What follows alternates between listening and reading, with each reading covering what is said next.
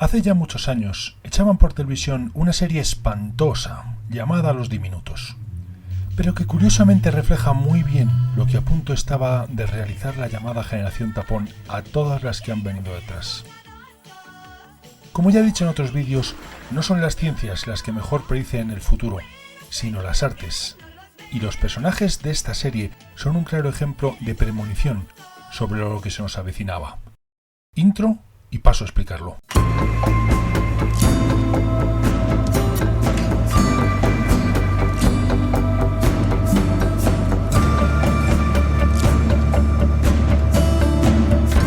Antes de nada, una salvedad. No sé si el fenómeno de la generación tapón es único de los españoles o también lo sufren otros países hispanos. Pero sea como sea, creo que ha tenido una influencia indirecta en la formación y expansión de la filosofía del hombre libre hispano y sobre todo en hacer de un pequeño país como España una fábrica tan grande de creadores. La serie en cuestión que comentaba al principio se centraba en unos seres medio humanos, medio animales del tamaño de ratones, titulados en España Los Diminutos. En concreto estaba protagonizada por Dinky, un chico joven con los suficientes conocimientos de aeronáutica como para diseñar un avión, con la suficiente resolución como para construirlo y con la suficiente pericia como para pilotarlo. Le acompañaba a su abuelo, un individuo repugnante que se pasa toda la serie insultando y menospreciando a su nieto. Por supuesto, como todos los genios, Dinky cometía errores y tenía sus excentricidades, pero su abuelo es un temerario estúpido como para bajar del techo a una habitación en un paracaídas. Pese a que su nieto, con varios saltos a sus espaldas, le decía que ese no es un salto viable, el abuelo en cuestión lo tira y por el camino le avisa nada menos que se trata de un salto manual.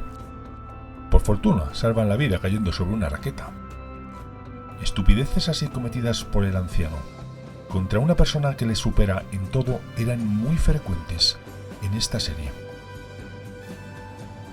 Utilizo este ejemplo porque me parece ideal para ilustrar la generación tapón.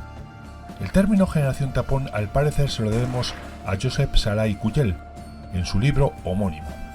En mi país, esta generación llegó al poder político y empresarial con unos 20 y tantos años, a principios de los 80. Por lo tanto, ahora tienen entre 55 y 77 años, pero siguen estando en el poder. El caso más claro, afirma el autor, son los distintos gobiernos de los distintos partidos políticos, desde Felipe de González, que en los años 80 tenía un 52% de su gabinete integrado por esta generación, hasta el actual de Pedro Sánchez, con un 65%. Es decir, la mayoría pertenecen a la generación tapón. Lo mismo pasa en las empresas, ya sean grandes o pequeñas. El Banco de Santander estuvo dirigido por un hombre de 80 años hasta que falleció. El Grupo Planeta y Atresmedia estaban dirigidas por José María Lara, de 68 años hasta su muerte por un cáncer de páncreas. Amancio Ortega sigue al frente de Inditex con 84 años. Por lo visto, algo parecido han tenido que aguantar en otros países, como Japón, una de las causas de la crisis eterna que están viviendo y quizá también de los hombres herbívoros. No sé si también en Hispanoamérica, vosotros diréis.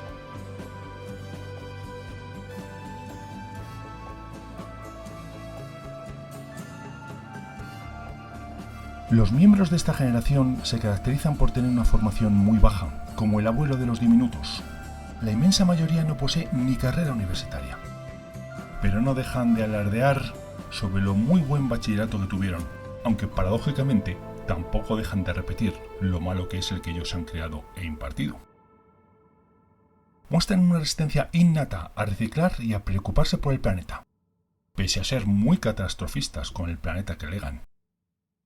No dominan ningún idioma, pero no dejan de alardear de todas las lenguas muertas que estudiaban. No poseen conocimientos de informática y menos de Internet, pero desprecian a quienes los tienen. Sin embargo, cobran más que las generaciones que han venido después, aun estando jubilados. Siguen alardeando de lo mucho que trabajaban sus 8 horas y ni una más, cuando sus padres, sus hijos e incluso sus nietos tuvieron que practicar el pluriempleo y tienen que trabajar sin cobrar, solo por la experiencia. Presumen de lo duro que son los comienzos para todos cuando ellos, al año o 2 años de salir al mundo laboral, ya podían comprar un coche y vivir independientes. Otro punto relacionado indirectamente con la filosofía del hombre libre reside en que pudieron acceder a una vivienda con precios razonables, aunque han subido los precios, haciendo muy difícil a las siguientes generaciones comprar una. Pero ellos se han enriquecido con eso. Lo mismo ha pasado con los comités de empresas. Los sindicatos han mantenido las condiciones de los trabajadores más viejos y se las han bajado a los más jóvenes. No solo eso, esa generación ha cambiado la ley para que los trabajadores mayores se puedan jubilar cuando ellas quieran. Por supuesto, si la empresa decide jubilarlos cuando llegue la edad, deberán pagarles una cantidad considerable por todos los años que llevan en sus puestos.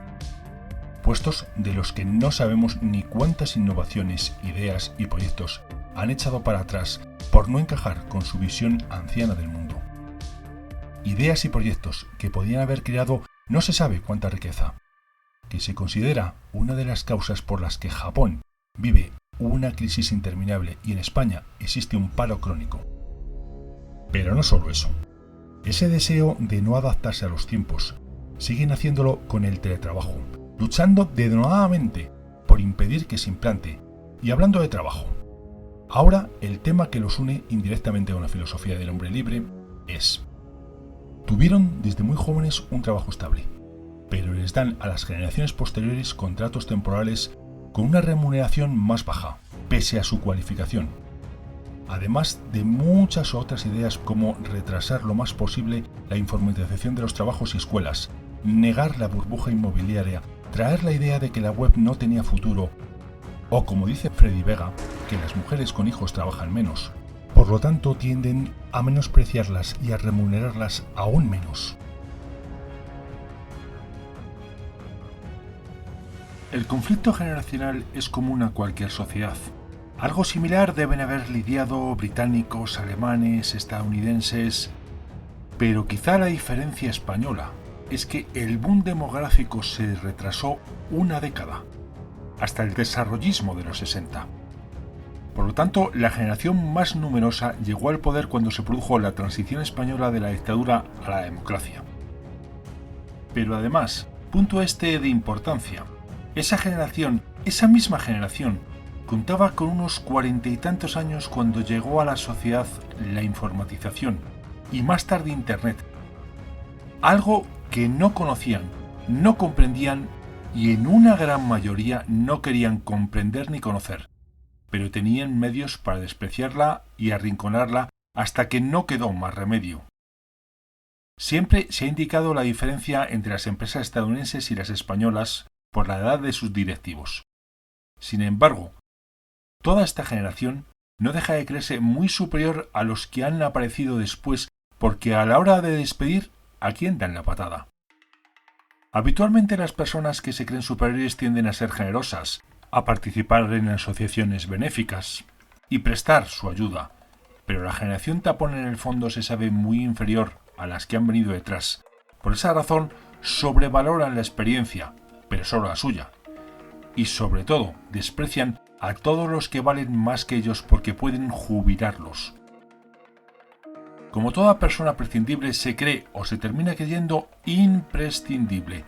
Tanto es así que a los mayores de 45 años no los quieren para nada, pese a que ellos siguen en sus puestos pasada incluso la edad de jubilación.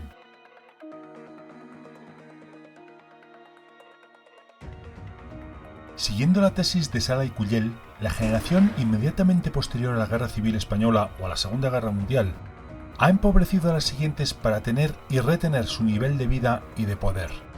Desde esas posiciones de dominio, que no están dispuestos a abandonar hasta ser septuagenarios u octogenarios, han conseguido la precarización del empleo haciendo necesarios varios sueldos para sacar una familia adelante.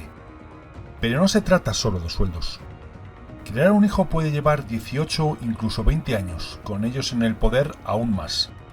Por lo que se necesita también cierta estabilidad, cierta seguridad laboral y de ingresos. Ante un panorama similar, numerosas españolas no desean una familia. Puede que quieran líos esporádicos, pero nada fijo. Por lo menos nada hasta bien entrada la treintena, cuando cuentan con ciertas garantías económicas. Esto puede generar la idea de ser unas carruseleras y unas súper exigentes con las parejas, lo que siempre se le atribuye a la hipergamia. Además de una indiferencia por lo que las leyes puedan hacerles a los hombres con los que no desean compartir su vida, no al menos hasta contar con unas seguridades laborales y profesionales, que toda una generación les está quitando para garantizarse las suyas de por vida.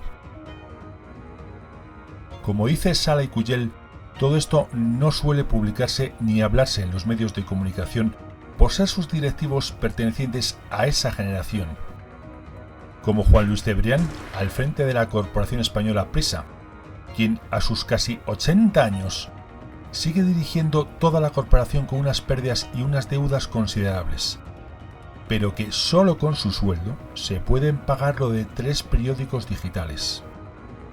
Aun con todo, no pedirán perdón. Nunca pedirán perdón.